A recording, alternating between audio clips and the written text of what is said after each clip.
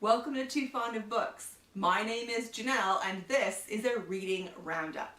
In my reading roundup videos, I just talk about books that I've been reading recently, and I've got a good stack in front of me, so I am just going to dive right in. I've been joining along with the Six Tudor Queens read along. The second book in the series is Anne Boleyn, A King's Obsession by Alison Weir. This is Henry VIII's second queen, Anne Boleyn, and I thought this was really interesting because the first book in the series was, of course, about Catherine of Aragon, and we got the story from her perspective. And in that book, we really came to dislike Anne Boleyn. So I was so curious to know how the author would get me to feel any kind of sympathy for Anne Boleyn, because in this second book we are getting events from the perspective of Anne Boleyn. And so I thought it was really interesting to see events from her eyes that had happened in the first book. I also thought that it was fantastic that the author did manage to make me feel some sympathy for Anne Boleyn. So way to go, Alison Weir. It was interesting to me that she mentioned Erasmus in this story. Anne Boleyn spends some time on the continent when she's younger, and she meets Erasmus, and there's talk about Erasmus, and I don't know a lot about him, but in 1994, I want to say, 93 or 94, I spent 6 weeks in Germany, and one of the places we visited was this church, and it was the church where Erasmus is buried. And the reason that I remember it is because he's buried standing up in one of the pillars in the church, and I just thought that that was crazy. I don't know anyone else who's buried standing up in a pillar. If you do, let me know in the comment section down below. All right, there was one thing that I wanted to mention. Okay, so this is still earlier in the book. It's around page 200 in the story, and Henry invites Anne and her mother to stay at Windsor Castle. The weather was fine, and every afternoon Henry took Anne hunting or hawking. They covered many miles, not returning until late in the evening when the hearty supper would be served to them. In the mornings, they went walking in Windsor Great Park, and Henry told her about a murdered forester called Herne the Hunter, whose antlered ghost was said to walk these woodlands. If you venture out at midnight, you might see it, he teased her.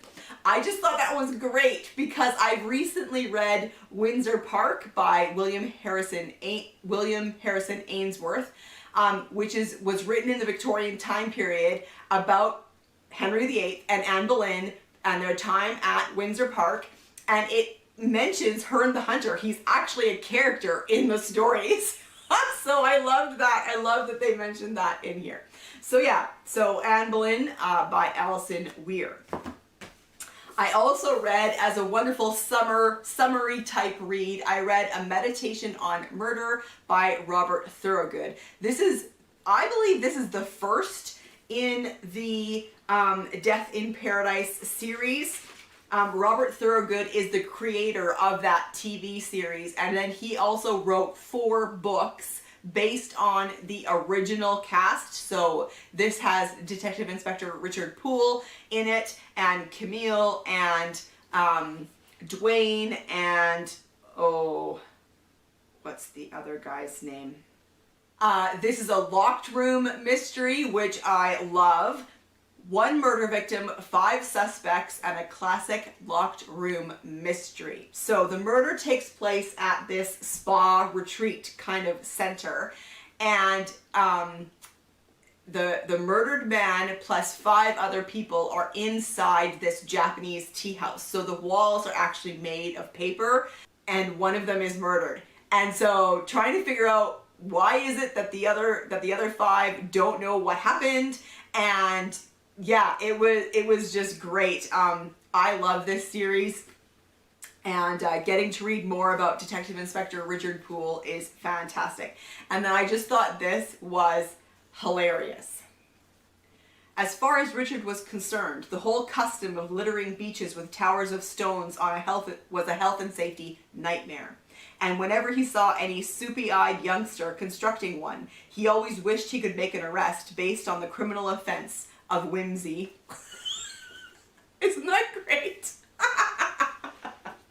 So yeah, I can highly recommend this series. If you've never read any of them, give them a try. They're really entertaining, most often impossible or locked room style mysteries set in the Caribbean. What else do you want, right?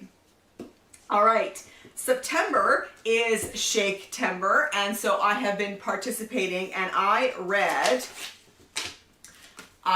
All's Well That Ends Well by William Shakespeare. This is a play that I have never read before, and I also did not know anything about this play. So I thought that it would be smart to look in the Complete Idiot's Guide to Shakespeare that I have, and learn a little bit about All's Well That Ends Well. The first very interesting thing that I discovered is that it is considered a problem play. It's considered a problem play because the action seems to be more tragic than comic. It was very helpful to read this, to get a synopsis of the play, to take a look at the players, and it was okay. It was great to read about the synopsis and to learn more about the play before I read it. And what I ended up doing was I watched a BBC production of the play while I read along with the text, which was great. I thought it was interesting because there were some times when they shortened speeches and they left certain very small scenes they left out altogether in the BBC production, but otherwise the BBC production was really good. And I thought it was hilarious because in this Complete Idiot's Guide to Shakespeare, it has this comment in this box. In 1978, the BBC and Time Life Incorporated announced their ambitious plan to deliver the Bard's entire canon to the folks in TV land. The jury is still out on the overall success of the project, but everyone agrees that All's Well That Ends Well is an intelligent and sophisticated winner. Try to catch it in rerun. And so that's the adaptation that I saw, so I thought that was really interesting.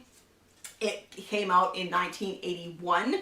So All's Well That Ends Well, we have this woman her father is dead, and she is being brought up by this countess. She is in love with the countess's son. The son can't be bothered, doesn't know anything about her. She goes to the king's court in France. She heals the king, and the king gives her whatever she wants. She wants to be allowed to marry whoever she wants to marry, and she wants to marry this countess's son. He's not interested, ... The thing that I thought was interesting was this count's son kind of has no redeeming qualities at all. I didn't like him at all. And frankly, I also didn't really like our main character. She did some questionable things to get what she wanted. What I thought it was interesting, there were parts of the play that reminded me of Twelfth Night, specifically the part where they play a trick on a servant. That's a trope that happens in both of them. It also reminded me of Much Ado About Nothing. There's a fake death, there's a bed trick. Yeah, but Bertram, thumbs down as a character. And his sudden change at the end of the story was unbelievable, even for Shakespeare. So there you have it, All's Well That Ends Well. I did enjoy reading a Shakespeare that I knew nothing about though, so that was great.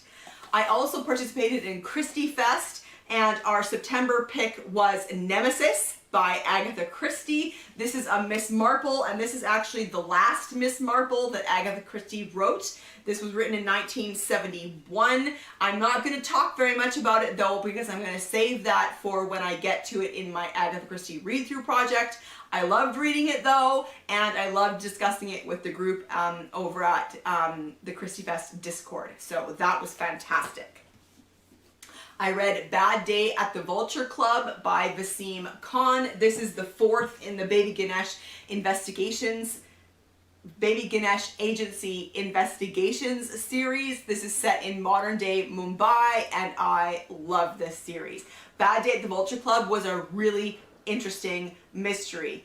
So we have retired Inspector Chopra and his baby elephant Ganesh, who are doing an investigation within the Parsi community. And that was what was so fascinating about this story, was to learn more about the Parsi community.